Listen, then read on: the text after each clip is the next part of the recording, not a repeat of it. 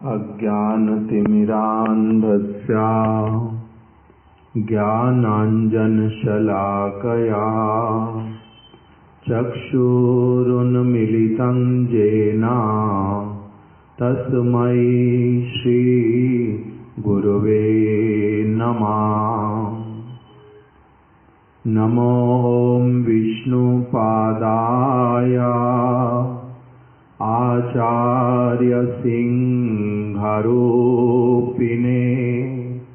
श्रीमद् भक्ति प्रज्ञान केशवा इति नामिने।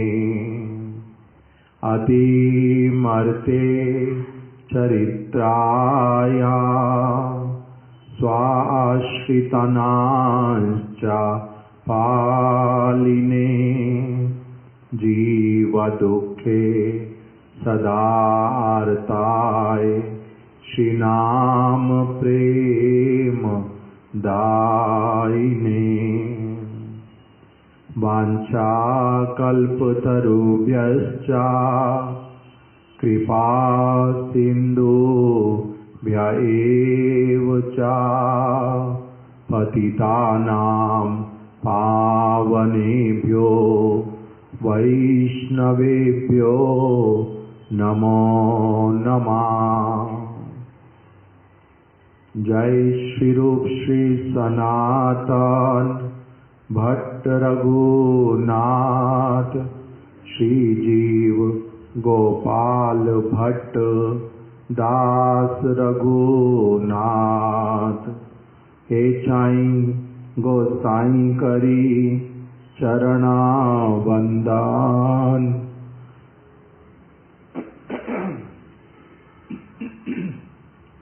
जहाँ है ते विघ्न नाश अभीष्ट पुराण। नमो महावदन्याय कृष्णा प्रेम प्रदायते कृष्णाय कृष्ण चैतन्य नामिने गौरा त्विषे नमः।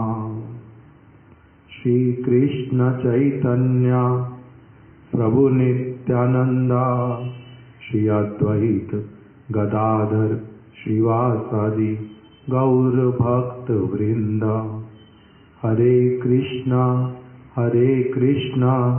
कृष्णा कृष्णा हरे हरे, हरे राम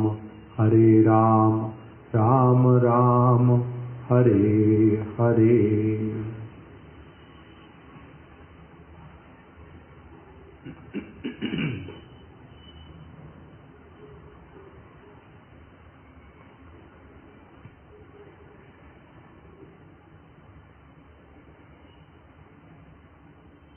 हम लोग हमारे परम गुरुदेव नित्य लीला प्रविष्ट श्रीमद् भक्ति प्रज्ञान केशव गोस्वामी महाराज जी के द्वारा रचित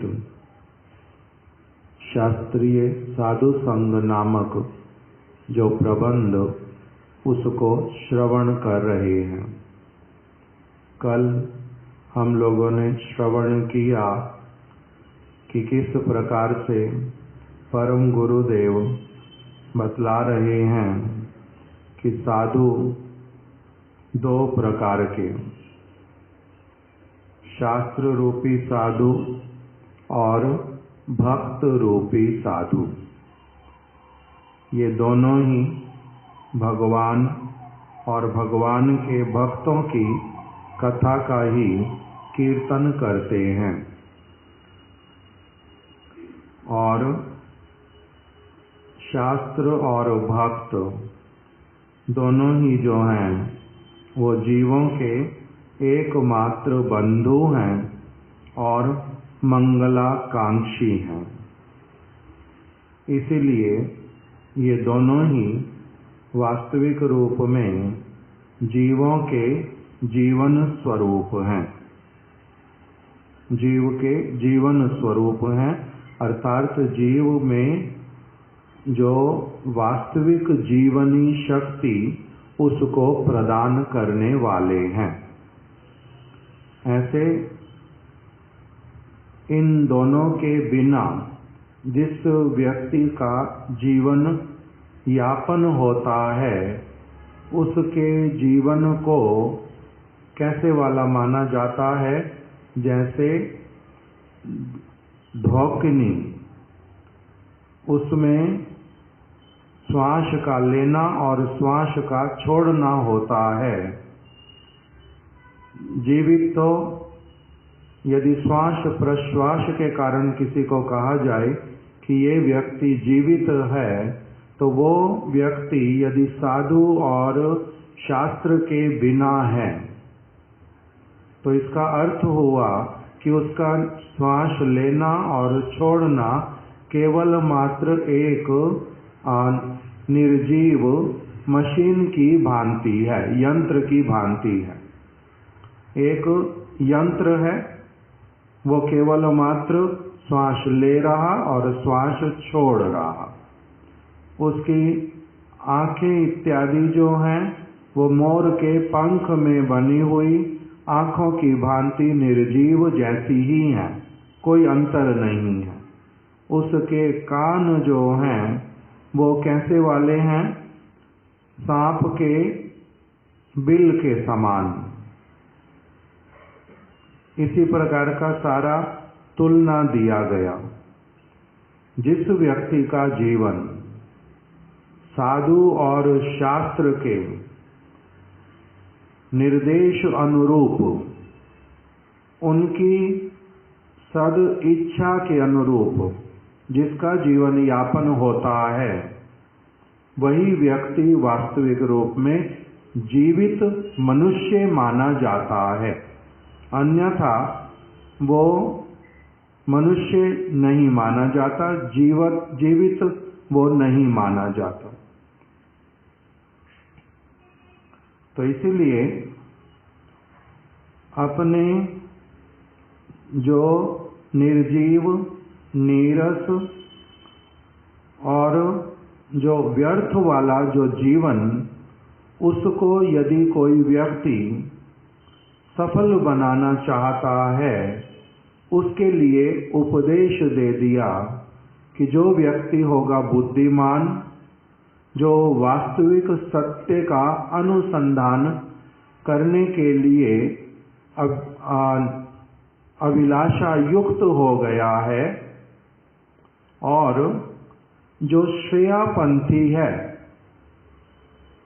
जो तात्कालिक प्रियता को नहीं, अल्टीमेटली बेनिफिट को जो देखता है, जिसमें ये योग्यता आ गया, वो व्यक्ति फिर कभी भी जो साधु और शास्त्र इनके संग को त्याग करके, अर्थात इनके संग से अलग हट करके वो रह नहीं पाता। इनके संग के बिना नहीं रह पाता, इनके संग को त्याग किए बिना नहीं रह पाता का अर्थ कि जो शास्त्र उपदेश करते, साधु जो उपदेश करते, साधु का जो चरित्र, शास्त्र का जो निर्देश इत्यादि, उसके अतिरिक्त और कुछ भी अगर करना पड़े तो वो कर नहीं पाता। और सारा कुछ ही वो कैसे करता है? शास्त्र साधु के मत अनुसार, उनके दिशा निर्देश अनुसार। तभी इसका अर्थ होता उनका संग करना। उनके संग के बिना नहीं रह पाता, अर्थात ऐसे वाली कोई क्रिया नहीं कर पाता जो कि उनके विचार अनुरूप ना हो।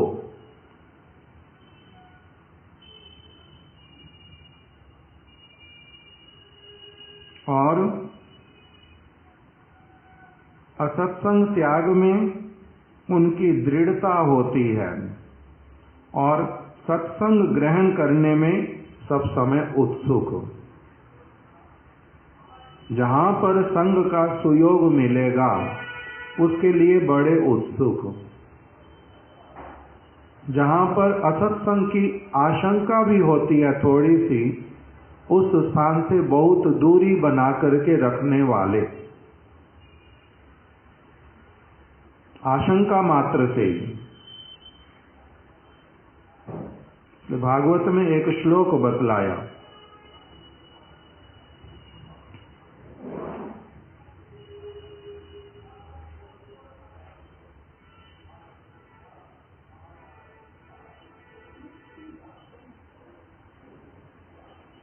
श्लोक मैंने लिखा नहीं, नंबर लिख करके जरूर रखा।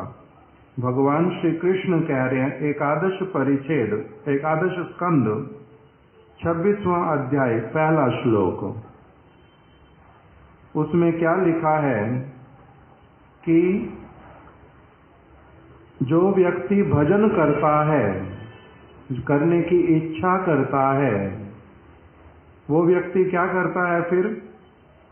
भजन के अनुकूल और भजन के प्रतिकूल दोनों वस्तुएं अपनी आप से उसके चित्त में सब समय विराजित रहती हैं।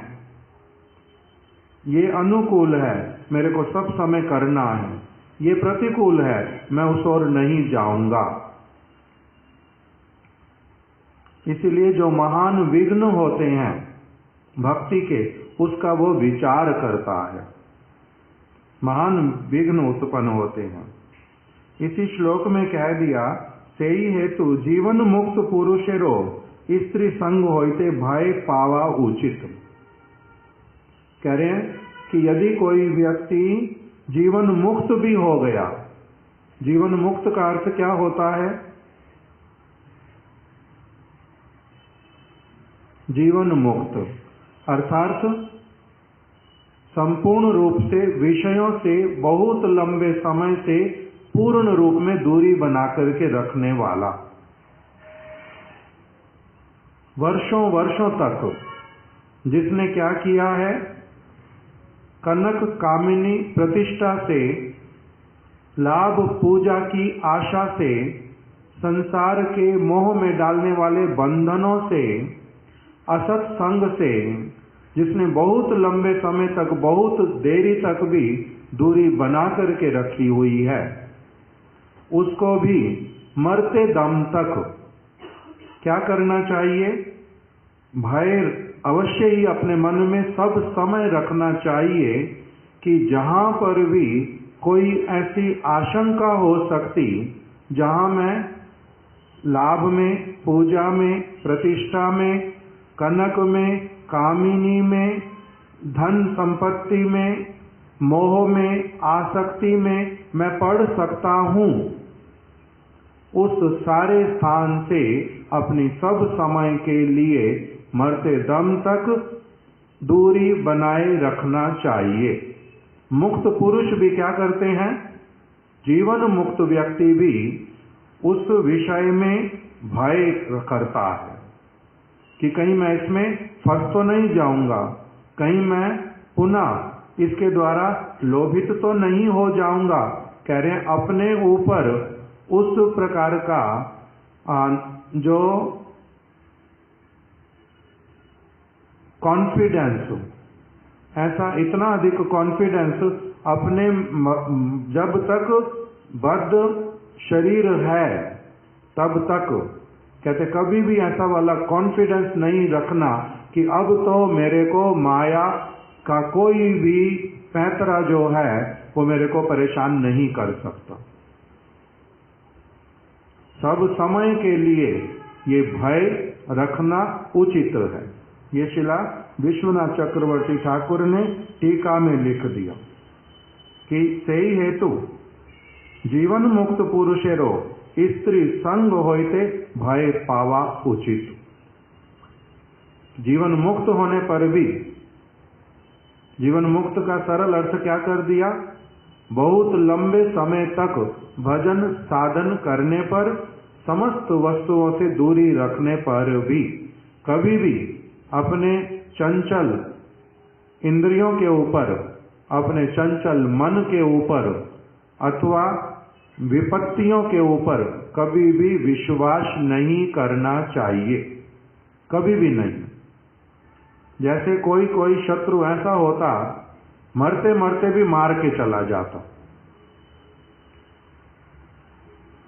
ऐसे वाला इसलिए बोलते हैं कि शत्रु को और रोग को, चाहे वो बहुत एकदम 0.1% तक भी क्यों ना पहुंचा दिया तुमने, तब भी उसको जड़ से संपूर्ण रूप से दूर करना, उससे पहले उसके लिए सुयोग नहीं देना। अब तो केवल 0.1% रह गया है, नहीं, वो फिर से अपनी जड़ें जमा लेगा।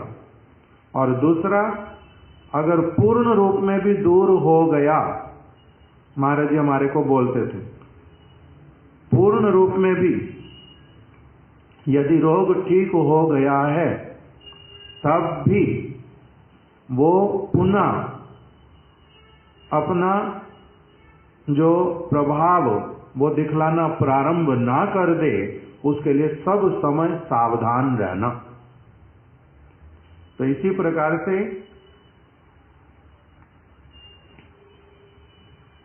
उसी श्लोक के विवृत्ति में श्रील प्रभुपाद जी ने लिख दिया कि मनुष्य जीवन प्राप्त करके भगवद भक्ति में अवस्थान करते हुए रहना, इसका विशेष सुयोग मिलता है।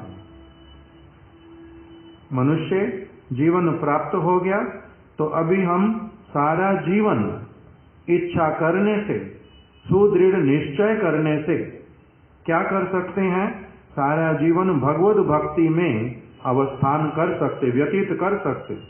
कोई ऐसी वस्तु नहीं है जो हमारे को जबरदस्ती करेगी, बशर्ते हम सावधान रहें। इसलिए कह रहे हैं कि देह और मन धर्म जो हैं उनका संपूर्ण रूप से परित्याग और आत्म धर्म जो है उसमें अवस्थित होना,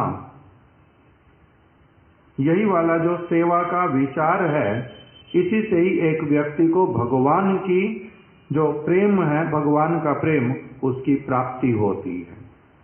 और सारी वस्तुओं से जो बंधन है, जो आसक्तियां हैं, मोह हैं, जो आकांक्षाएं हैं, वो सब फिर कोई बाधा नहीं दे पाते। तो इसलिए भगवद भक्ति के परिवेश में ही अवस्थान करना चाहिए।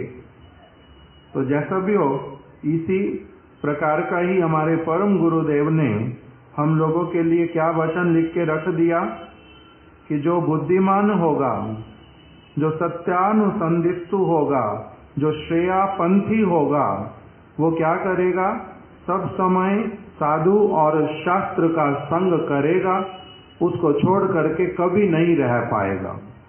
और दूसरी तरफ से असत्संग के त्याग में अत्यधिक दृढ़ श्रद्धा वाला होगा, असत्संग के त्याग में दृढ़ता रखेगा। और जहां पर आशंका भी होएगी असत्संग की, उस वस्तु से बहुत भयभीत होकर के दूर रहेगा।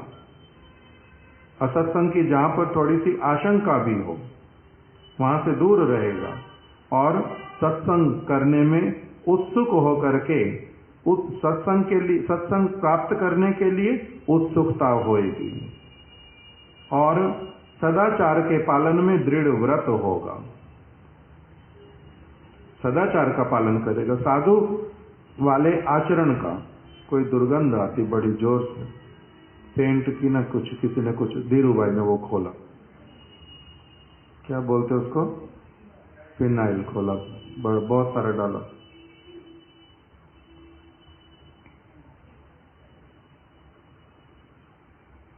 सदाचार के पालन में दृढ़ व्रति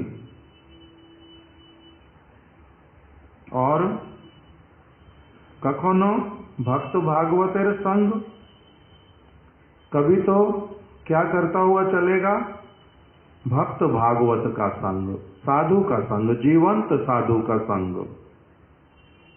और एवं तद अभावे, उसके अभाव में शास्त्रीय साधु संग में यत्नवान होगा। पहला क्या बतलाया कि जो ऐसे वाला बुद्धिमान व्यक्ति, श्रेयपंथी व्यक्ति, सत्यानुसंधित्सु व्यक्ति जो है वो क्या करेगा?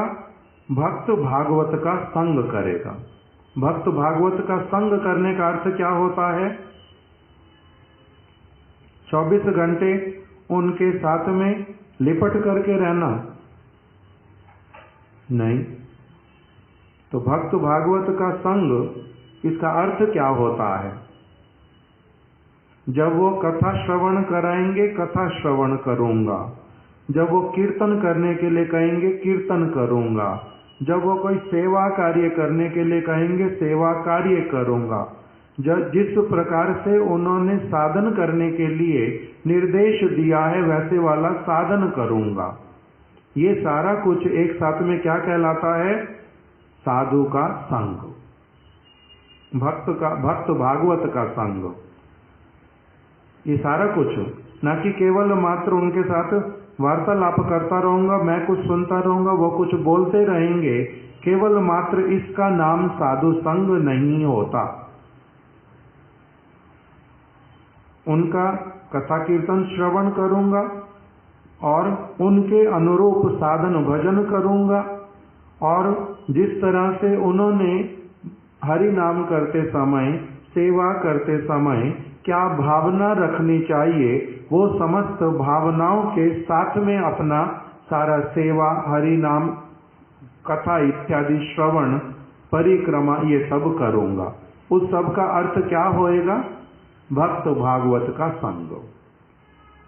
किंतु कोई ऐसी चीज मेरे जीवन में आई कि अब मेरे को जिस साधु संग के प्रति अगाध जो विश्वास है, वो वाला साधु संग अभी उपलब्ध नहीं है। मेरा कोई ऐसे वाली परिस्थिति में, जैसे अम्बरीश महाराज जी, वो सब समय ही साधु संग करते थे, भक्त संग करते थे, किंतु एक ऐसी परिस्थिति आकर के खड़ी हुई कि उनको मन में असुविधा हुई कि अभी अभी अगर मेरे सामने कोई साधु होता तो उनसे मैं पूछ लेता कि मेरे को अभी एक और पारण का समय चला जा रहा है, दूसरी ओर जो है मैंने जो दुर्वासा ऋषि हैं उनको भोजन के लिए निमंत्रण दिया था, वो आए नहीं। अतिथि को भोजन के लिए मैंने कहा भी, निमंत्रण दिया, उनके कुछ ग्रहण किए बिना मैं कैसे ग्रहण कर लूं? तो ये जो विशेष परिस्थिति आकर के खड़ी हुई, उस समय में ऐसे वाला कोई व्यक्ति नहीं दिखाई दिया जिसके प्रति वो उस प्रकार की गुरु बुद्धि करते हों। तो इसलिए उन्होंने उस समय उपस्थित जो ब्राह्मण लोग थे उनके साथ में परामर्श किया, उनके सामने अपने विचार को प्रेजेंट किया कि मैंने ऐसे वाला शास्त्र में साधु के वचन मुख से सुना हुआ है, शास्त्र में भी लिखा, साधु के मुख से भी मैंने सुना, किंतु तब भी यदि आप लोग कन्फर्म कर दो तो अच्छा हो। तब उन्होंने पूछा, ये शास्त्र में कहाँ लिखा है? हमने तो अभी तक साधु से ऐसे वाला सुना नहीं है, शास्त्र में कहाँ लिखा, आप बता दो। तब उन्होंने जब बतलाया तब उन्होंने कहा हाँ, अनुमोदन किया, जी हाँ ठीक ही बोल रहे हैं आप, जब शास्त्र में लिखा तब आप ऐसा कर लो। तो इसीलिए अभी हम लोग अधिकांश चीजें जो हैं वो कैसे वाली करते हैं, जो हम लोगों ने अपने गुरुदेव से, वैष्णवों से बार बार श्रवण किया हुआ है, जो उनके जीवन में देखा हुआ है। इसलिए मुख्य रूप से हम लोगों को वो सारी की सारी शास्त्र की बातें ही बतलाते हैं, उसी के अनुरूप ही हम लोगों को निर्देश करते हैं, चाहे वो सेवा से संबंधित हो, चाहे वो हरि नाम से और किसी साधन भजन से संबंधित हो और दीक्षा मंत्र इत्यादि से संबंधित हो, हमारी आत्मा की गति के विषय में हो, आत्मा से संबंधित हो, वो लोग सारी शास्त्र की बात ही बतलाते हैं। किंतु हमने सारा साक्षात अपने आप से शास्त्र से वो सब संग्रह नहीं किया है, नहीं समझा है। हमने कैसे समझा है? साधु के माध्यम से। इसलिए हम लोग उनके माध्यम से सुनी हुई, उनके आचरण में देखी हुई जो भी क्रिया हम करते हैं, वो सारा कुछ हमारा क्या कहलाता है? भक्त भागवत का संग। वो सारा कुछ भक्त भागवत का संग है। किंतु उसी में ही सब समय उत्साहित होने के लिए, दृढ़ होने के लिए और एक बहुत फर्म कन्विक्शन अपने में लाने के लिए वही का वही वचन, जब हमारे महाराज जी का, जो गुरुदेव का कोई वचन अगर भागवत में या फिर गीता के किसी वचन में मिल जाता है तो बड़ा आनंद होता है। जो देखो हमारे महाराज जी यही बात ही बोलते थे।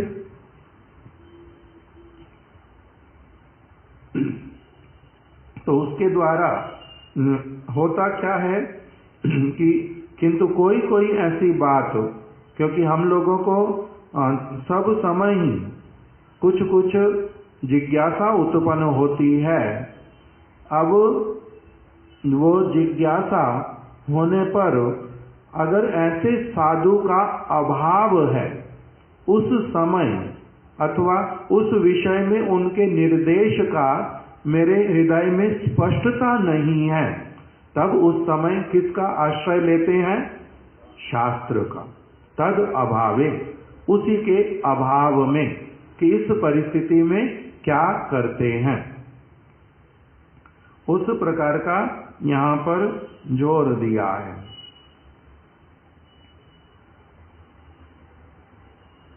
तद अभावे शास्त्रीय साधु संग यत्नवान, अर्थात उस समय भी फिर वो ऐसे नहीं कि अच्छा मैंने तो सुना नहीं, मैंने तो देखा नहीं गुरुदेव के आचरण में ऐसा, अब मेरे को फिर जो अच्छा लगता है मैं वैसे वाला कर लेता हूँ।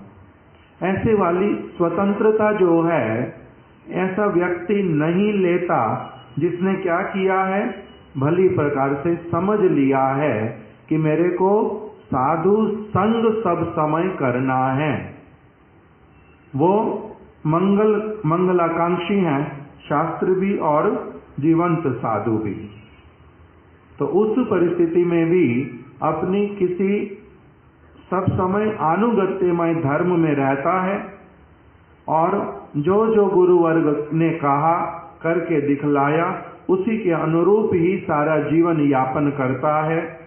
और तब भी यदि कोई ऐसी चीज रह जाती जो मन में जिज्ञासा उत्पन्न होती, तो वो क्या करता है? फिर उस अवस्था में वो फिर शास्त्र का शरण ग्रहण करता है, तब शास्त्र की शरण ग्रहण करता है।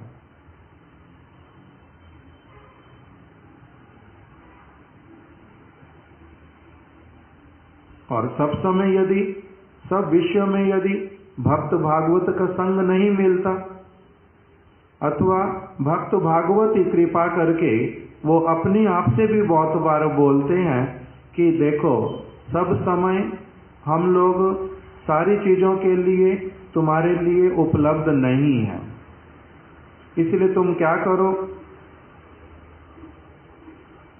हम लोगों ने ये ग्रंथ जैव धर्म प्रकाशित किया, इसको अच्छे से पढ़ना प्रारंभ करो। उपदेशामृत ग्रंथ पढ़ो, मना शिक्षा जो ग्रंथ है इसको पढ़ो। ये बहुत अमूल्य ग्रंथ हैं, हम भी इसी को पालन करते हैं, इसी के अनुसार चलते हैं। उसको पढ़ लो अच्छे से, उसमें फिर जो जो चीजें ना समझ आए वो हमारे से आकर के पूछ लेना। तो इस प्रकार से वो क्या करते हैं? भक्त भागवत हम लोगों को संग प्रदान कराते कि देखो जिनका संग हम कर रहे हैं तुम भी उनका संग करो, किंतु इस प्रकार से करना, और उसमें जो चीज ना समझ आए उसको आकर के हमारे से पूछ लेना, उस प्रकार से। तो अभी इसी का नाम क्या कह देते हैं फिर, कि शुद्ध भक्त का जीवन में जब प्रादुर्भाव आविर्भाव होता है तो उस समय वो क्या करा देते हैं, भक्त भागवत और ग्रंथ भागवत के साथ साक्षात्कार करा देते हैं। भक्त भागवत कैसे साक्षात्कार कराते हैं, जैसे शिला प्रभुपाद जी ने गुरु परंपरा का कीर्तन लिख करके साक्षात्कार करा दिया कि ये सारे जो भक्त हैं ये परम शुद्ध भक्त हैं, भगवान से अभिन्न हैं, यही तुम्हारे वास्तविक बंधु हैं, यही क्या है, तुम्हारे हिताकांक्षी हैं। इसीलिए इनके द्वारा जो कुछ पालन किया गया, कहा गया, उस सब को परम प्रमाणिक मान करके भगवान तक पहुंचने के लिए परम प्रमाणिक मान करके उनका आश्रय लेना, इसी का नाम क्या कह दिया कि हमारे को भक्त भागवतों का वो साक्षात्कार कराते हैं और स्वयं उनके सभी के क्या बन करके, जैसे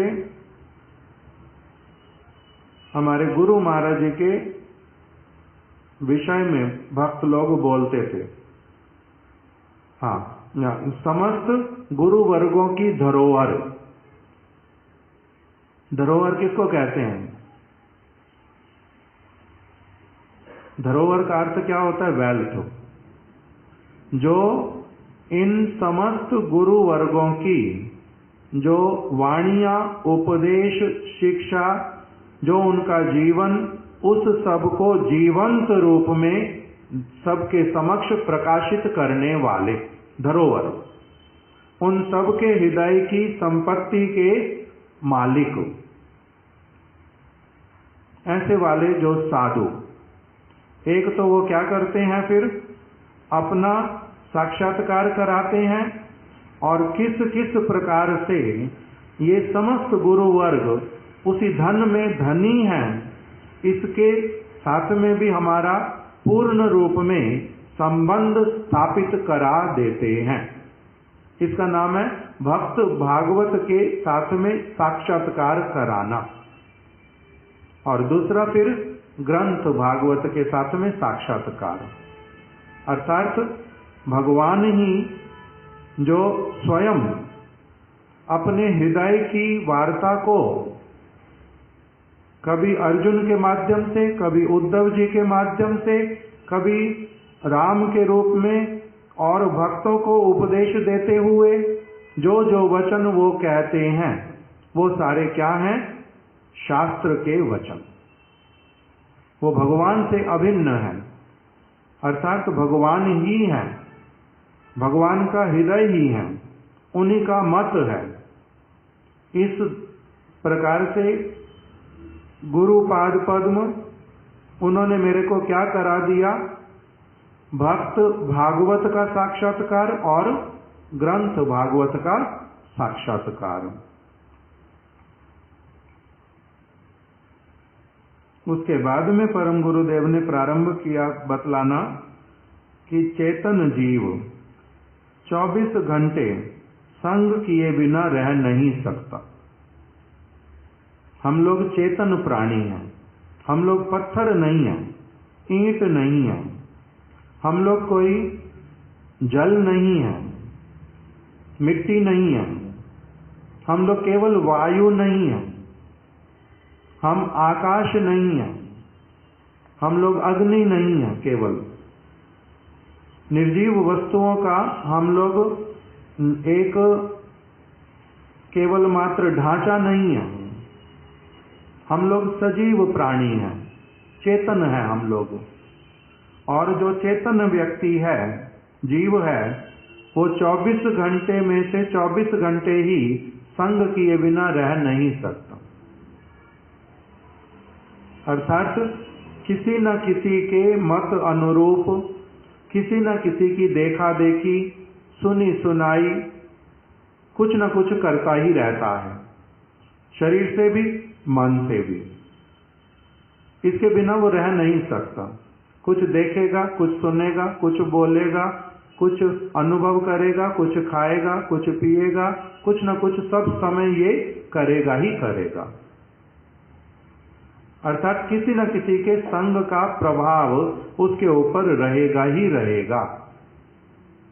वो संग सब समय करेगा, किए बिना रह नहीं सकता। अकेले बैठे होने पर भी वो बहुत सारे लोगों का, बहुत सारी वस्तुओं का संग करता ही करता है, अकेले बैठे होने पर भी। तो इसी प्रकार से हम अकेले बैठे होने पर भी गुरु वर्गों का भी संग कर सकते, हम अकेले बैठे होने पर भी हम लोग शास्त्र का भी संग कर सकते, अकेले बैठे होने पर विषय व्यक्ति का संग भी कर सकते। ऐसी कोई वस्तु जो मैंने जीवन में कभी देखी ही नहीं, केवल सुनी है, उसका भी संग कर सकते। हम संग किए बिना रह नहीं सकते। 24 घंटे में से 24 घंटे ही हम लोग संग करते ही करते हैं। तो इसलिए परम गुरुदेव कह रहे हैं कि हाय से सतत साधु संग करीबे। कोई व्यक्ति निरंतर साधु संग करेगा, ना हाय तत्परिवर्ते असत्संग करीबे, नहीं तो उसके बदले में दूसरा क्या करेगा? असत्संग करेगा।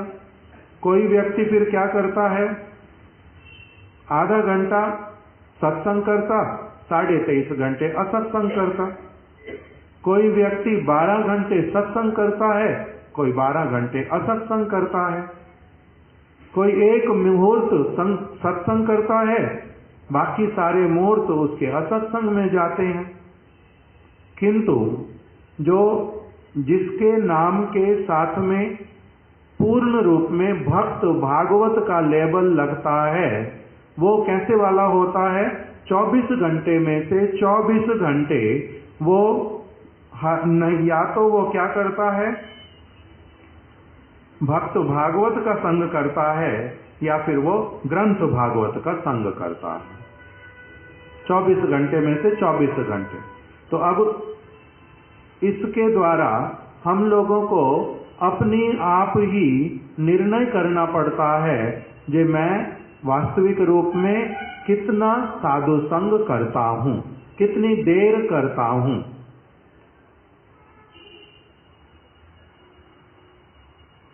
हाय से सतत साधु संग करीबे। हो सकता कि कोई निरंतर साधु संग करता है, चेतन जीव है, संग किए बिना रह नहीं पाता, और नहीं तो उसके बदले में अंतरे व बाहिरे असत्संग करीबे ही करीबे। कोई कोई व्यक्ति बाहरी रूप में असत्संग भी करता है, कोई कोई बाहरी रूप में सत्संग भी करता है। दोनों ही हो सकते हैं। अभी हम लोग यहाँ पर बैठे, भगवान यहाँ पर विराजमान है, हम लोग आश्रम में बैठे, किंतु हम शरीर के द्वारा बैठे होने पर भी, बाहरी रूप से बैठे होने पर भी हम सत्संग कर रहे या नहीं कर रहे, इसका भी कोई गारंटी नहीं है। वो इंडिविजुअल है। मैं अपनी एनर्जी किस तरफ लगा रहा हूं, मेरी कन्विक्शन किस तरफ है। कभी मैं बाहरी रूप में सत्संग करता हूं, कभी मैं आंतरिक रूप से सत्संग करता हूं, कभी मैं बाहरी रूप में असत्संग करता हूं, कभी आंतरिक रूप से भी असत्संग करता हूं। तो इसीलिए कह रहे हैं कि 24 घंटे में से 24 घंटे ही बाहर से भले ही कुछ भी क्यों ना दिखाई देता रहे, अंतर में किंतु एक व्यक्ति क्या करेगा? वो संग करेगा ही करेगा। अकेला बैठा है, बाहर में क्या दिखाई दे रहा? किसी का संग नहीं कर रहा, अकेला बैठा, किंतु संग कर रहा है किसी न किसी का। और फिर कभी अकेले बैठ करके भी, जैसे शिला वामन गोस्वामी महाराज जी बोलते हैं, मैं अकेले बैठे होने पर भी मैं कभी अकेला होता ही नहीं, मैं अकेला हूं ही नहीं। उनकी बाहरी क्रिया मेरे दृष्टिकोण से, बद्ध जीव के दृष्टिकोण से, कि वो अपने कक्ष में अकेले हैं, और वो क्या कह रहे हैं कि मैं अकेला हूं ही नहीं, मैं अकेला कभी रहता ही नहीं। क्यों? क्योंकि परम गुरुदेव ने यही बात बोली है कि तुम अकेले रह ही नहीं सकते, चेतन जीव अकेला रह नहीं सकता। वो सब समय कभी एक के साथ, कभी दो के साथ, कभी 100 के साथ, कभी हजारों के साथ में घिरा हुआ है। वो सब समय कहीं ना कहीं है और बाहरी रूप में कुछ दिखाई दे सकता, आंतरिक में कुछ और भी हो सकता। साधुओं के साथ में बैठा किंतु चिंतन करता है विषय का, तो कहां पर है वो? किसी और स्थान पर है। श्रील रूप गोस्वामी पाद सभी गोस्वामियों के साथ में सेवा कुंज में राधा दामोदर में कथा श्रवण कर रहे हैं। सभी में कुछ न कुछ विकार दिखाई देते हैं, उनमें कोई विकार दिखाई देता ही नहीं।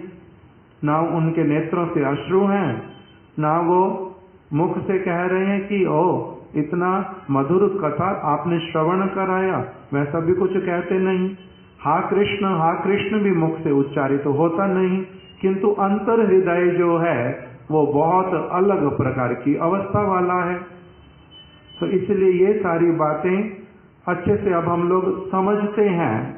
मुझे नहीं लगता कि इसको विस्तार बहुत करना चाहिए। हम लोग परम गुरुदेव कह रहे चेतन जीव हैं, संग किए बिना रह नहीं पाते। संग हम सब समय किसी न किसी का करते ही हैं। इसलिए यदि बुद्धिमान हो, यदि सत्यानुसंधित्सु हो और श्रेयापंथी हो, तब तुम्हें सब समय क्या करना चाहिए? साधु संग करना चाहिए। असत्संग के त्याग में दृढ़ता आनी चाहिए।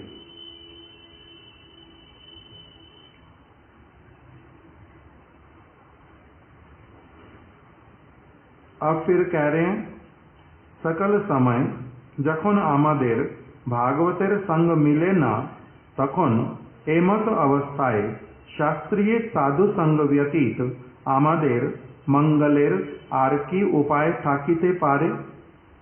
यदि सब समय के लिए मेरे को जीवंत जो साधु हैं उनका संग यदि सब समय नहीं मिल पा रहा, किसी भी कारणवश, यदि सब समय जीवंत भागवत का संग नहीं मिल पा रहा, तब कह रहे ऐसी अवस्था में क्या करना चाहिए? जे दूसरा जो हमारे पास में एक बहुत बड़ा और सुंदर और रिलायबल जो सोर्स है शास्त्र, उसका संग किए बिना क्या हमारे मंगल का कोई उपाय है? तो कह रहे नहीं। जिस समय जीवंत साधु संग मिलेगा, उनका दिशा निर्देश मिलेगा, उनका जो है वचन प्राप्त होगा कि ये कार्य करो, ऐसे ऐसे करना, उन सारे कार्यों को तो वैसे करते हुए ही चलूंगा।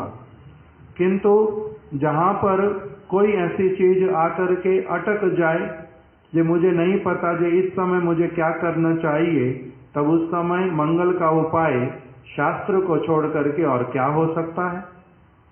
उस समय क्या करना? शास्त्र की शरण लेना। यदि कभी कभी क्या होता है, जैसे गुरुदेव के पास में अथवा महाराज जी के पास में अथवा गुरु महाराज जी के पास में सब जगह देखा कि कोई कोई व्यक्ति ये पूछने के लिए आते कि महाराज जी हमने ये वाली बात तो सुनी हुई है वैष्णवों से, किंतु शास्त्र में ये ढूंढने पर भी मिल नहीं रही है, क्या आप कृपा करके बता दोगे शास्त्र में ये वाली बात कहां पर लिखी है? इस प्रकार का प्रश्न लेकर के आते। बात सुनी हुई बता रहे, पता है, किंतु तब भी दृढ़ता के लिए शास्त्र में से आप ये वाली बात बता देंगे, तो उस समय पता होने पर अवश्य ही बता देते।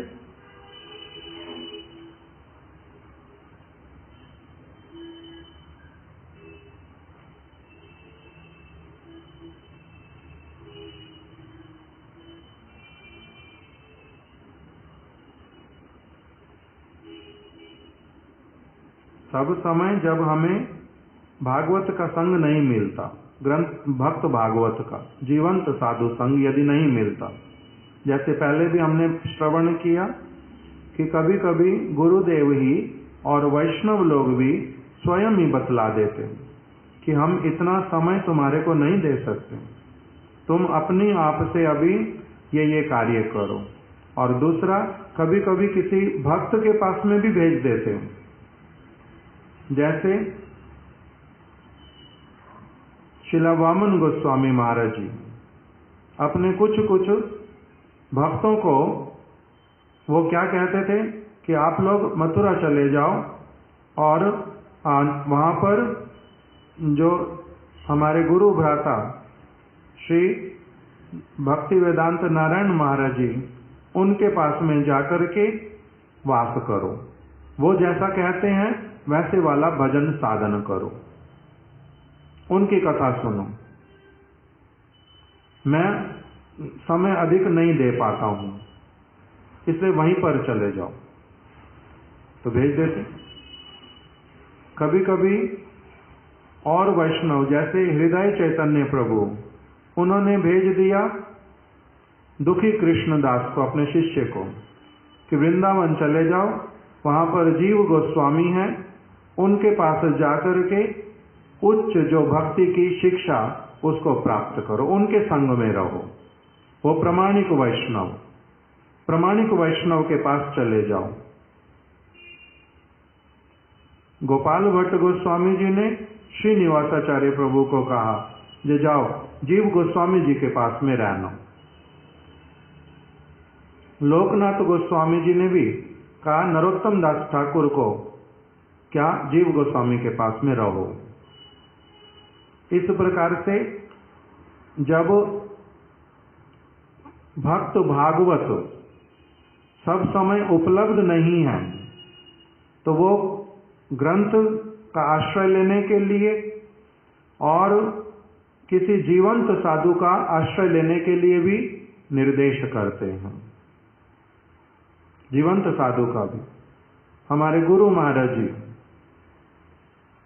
अथवा श्रील भक्ति वल्लभ तीर्थ गोस्वामी महाराज जी, जब इनका वृद्धावस्था हुआ और बहुत सारी एंगेजमेंट्स हैं, कोई यदि विशेष कोई अच्छा प्रश्न लेकर के आता तो उनको अपनी आप से क्या कहते, ये जा करके हमारे भारती महाराज से पूछ लो, उनके पास समय है, वो एकदम से प्रामाणिक जो हमारी परंपरा का भगवान का जो विचार वो तुम्हारे को बिल्कुल ठीक ठीक दे देंगे। तो इस प्रकार से प्रामाणिक वैष्णव के पास प्रामाणिक ग्रंथ का आश्रय लेने के लिए निर्देश कर देते हैं।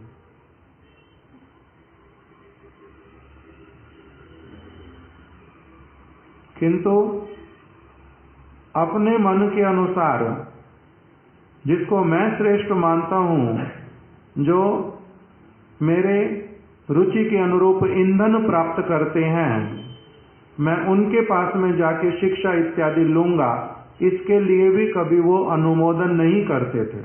वो उसको कहते थे स्वतंत्रता, ये स्वतंत्रता करते हैं, ये अभी अनुगत्य धर्म को नहीं जानते, उस प्रकार का भी। तो इसीलिए यहाँ पर बोल रहे हैं, जब सब समय के लिए यदि जीवंत साधु संग प्राप्त नहीं होगा, उस समय गुरु वर्ग क्या करते हैं, कभी कभी तो ऐसे वाले दूसरे जीवंत साधु जो प्रामाणिक हैं, जिनका विचार, जिनका मत पूर्ण रूप में उनके जैसा ही है, जिसके ऊपर अपना वो विश्वास पूर्ण रूप में स्थापित कर पाते हैं, उनके निकट में प्रेरित कर देते। और यदि वैसे वाला नहीं देखते तो उस समय सब समय के लिए क्या निर्देश दे के रखते हैं, ये शास्त्रीय साधु संग।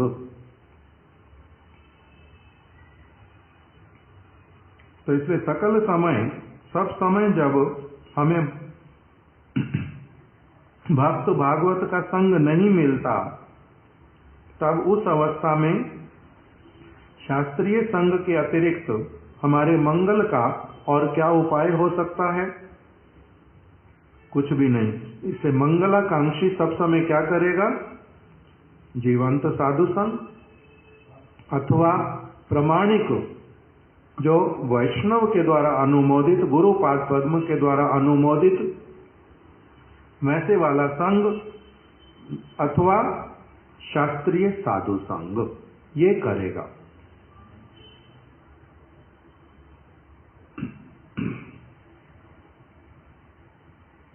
साधु संग ना करिले कृष्णे मति है ना।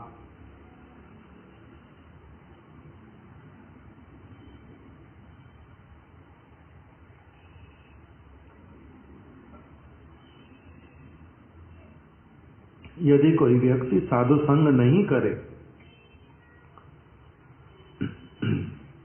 तो उसकी मति कभी भी भगवान कृष्ण में नहीं लग सकती। इसके लिए श्लोक हैं भागवत के, इसमें तो नहीं लिखे, किंतु कौन से श्लोक हैं? एक प्रहलाद महाराज जी का भागवत में लिखा, एक जो महाभागवत भरत जी ने रघुगण जी को बताया। क्या कह करके? बिना महत्पाद रजोभिषेकम, महत पुरुष का संपूर्ण रूप में आश्रय लिए बिना किसी की भी मति जो परम तत्व भगवान श्री कृष्ण उनकी ओर नहीं लग सकती, कभी नहीं लग सकती, उस ओर नहीं जा सकती। उनके साथ में संबंध स्थापित करने की कामना ही उत्पन्न नहीं हो सकती।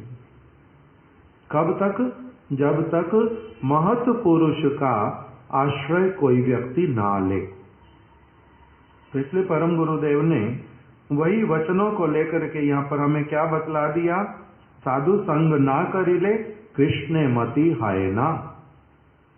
साधु संग किए बिना कृष्ण के प्रति जो मति है वो नहीं लग सकती, शुभ वस्तु की ओर, सत्य वस्तु की ओर नहीं लग सकती। मति का, बद्ध जीव की मति का स्वाभाविक जो दिशा है वो है निम्नगामी। आंखें निम्न वस्तु की तरफ लेके जाएंगी, कान भी निम्न वस्तु की तरफ, नासिका भी, जिह्वा भी, स्पर्श इंद्रिय भी, मन भी, सभी कुछ। ये किस ओर लेकर के जाता है? जब एक व्यक्ति अपने मन को लगाम लगाए बिना एक आवारा पालतू पशु की भांति छोड़ देता है, तब वो सब समय के लिए कैसे वाला होता है? उसकी मति केवल मात्र निम्न वस्तुओं में लगने वाली। किसी भी बच्चे को स्वतंत्र छोड़ दो, वो ऐसा कोई भी काम नहीं करेगा जो आप बड़ा व्यक्ति जो उससे चाहता है करवाना। वो सारे काम ऐसे वाले करेगा जो आप उससे आशा नहीं रखते, नहीं चाहते जो आप। क्यों? क्योंकि बालक स्वाभाविक रूप में कैसे वाला है? अज्ञे, नादान। वो अपनी आप से जिस सारी वस्तु में उसका समय नष्ट होता, असुविधा होती, चोट लगा बैठेगा, वो उन सारे कामों में ही जाता है। क्यों? क्योंकि वो कौन है? बालक है। इसी प्रकार से बद्ध जीव उसकी समस्त इंद्रियों का जो है एक जो प्रवृत्ति है वो क्या है? निम्नगामी। निम्नगामी। तो इसलिए यदि कोई व्यक्ति किसी व्यक्ति को अपनी आप से परम सौभाग्य से साधु का संग ना मिले और अथवा बुद्धिमान बन करके साधु संग यदि ना करे, तब भी देख करके भी ना देखे, समझ करके भी ना समझे, तब उसकी मति जो है कृष्ण में कभी नहीं लग सकती, कृष्ण की ओर नहीं जाएगी। मंगलमय वस्तु की ओर नहीं जाएगी। अच्छे शुभ उसकी मति कहाँ जाएगी? अभी जगत में आयु बड़ी होने पर भी, किसी की बहुत जागतिक बुद्धि होने पर भी, वो जो सारी क्रियाओं में अपने आप को लगाएगा, वो भी सारी की सारी समस्त क्रियाएं अल्टीमेट एंगल ऑफ विजन से अमंगलकारी होंगी। क्यों? क्योंकि वो जीव बना ही ऐसा है, उसकी इंद्रियां ही ऐसी हैं जो सदैव कैसी रहेंगी? निम्नगामी, निम्नगामी रहेंगी, उच्चगामी नहीं होंगी। एक हो गया कि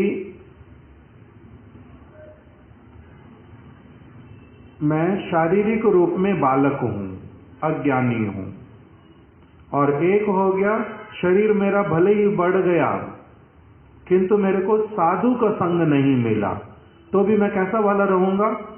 शरीर के बड़े होने पर भी, जगत की विद्या के अनुसार बड़े होने पर भी मैं अनजान बालक जैसा ही रहूंगा। इसीलिए मेरा स्वाभाविक रूप में निम्नगामी होना ही होगा। कृष्ण को केंद्र करके कोई भी क्रिया की जाती है वो मंगलमय, वो ऊर्ध्व गति की ओर ले जाने वाली। उसके अतिरिक्त जो कुछ भी क्यों ना किया जाए,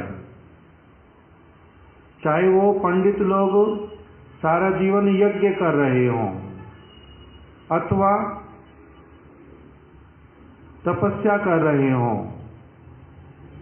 व्रत कर रहे हों, जो कुछ भी क्यों ना कर रहे हों, जगत के लोग बहुत धन इकट्ठा कर रहे हों अथवा धन दान कर रहे हों, लोगों की सोशल वर्कर बन करके, फिलैंथ्रोपिक बन करके बहुत अधिक सहायता कर रहे हों, बड़े बड़े नेता होकर के बहुत सारे कार्य करवा रहे हों जगत के हितकारक, किंतु उस सब के द्वारा भी उनका कोई भी मंगल नहीं होगा, कोई मंगल नहीं होगा। क्यों? क्योंकि केवल मात्र केंद्र जो है वो शरीर रहेगा, जगत की वस्तुएं रहेंगी और जड़ मन बुद्धि इत्यादि रहेगा। उसी के द्वारा हो सकता 2 लोगों के, हो सकता है 20,000 20 करोड़ लोगों के मन को संतुष्ट कर सकते, उनके शरीर को सुख दे सकते, किंतु उनका नित्य मंगल नहीं कर सकते, नहीं कर सकते। तो इसलिए उनके ये फिलैंथ्रोपिक वर्क भी सारे के सारे, सोशल वर्क भी सारे के सारे अल्टीमेटली क्या कहलाते हैं? निम्नगामी। उनको भी निम्नगामी करने वाले, उच्चगामी नहीं करेंगे। क्यों? क्योंकि स्वाभाविक हमारा जो स्थिति है वो यहीं तक ही है।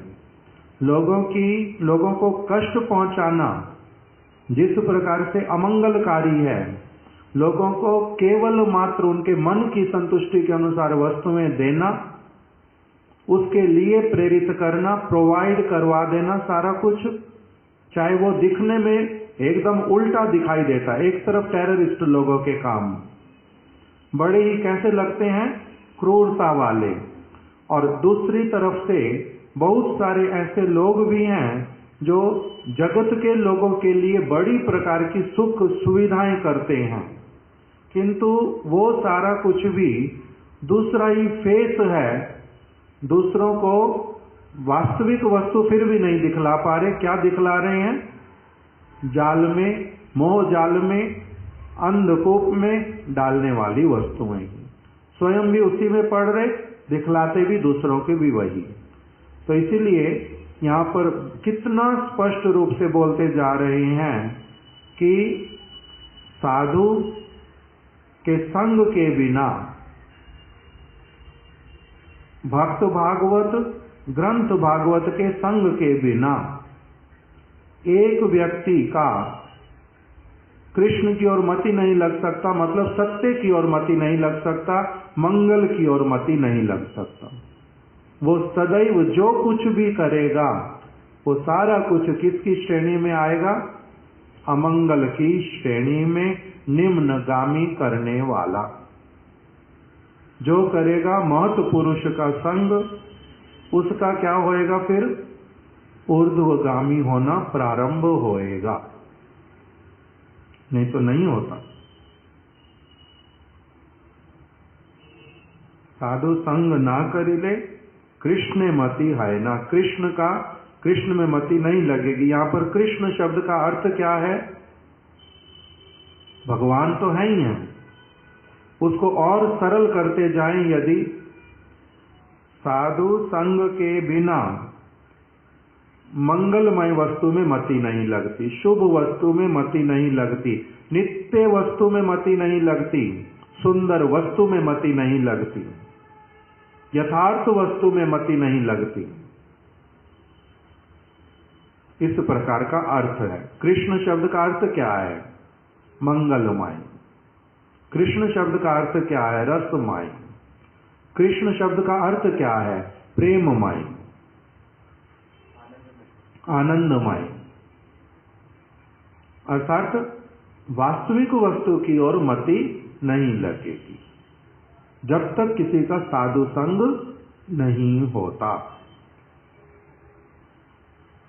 आज यहीं तक ही रख देते हैं, कल इसको आगे श्रवण करेंगे।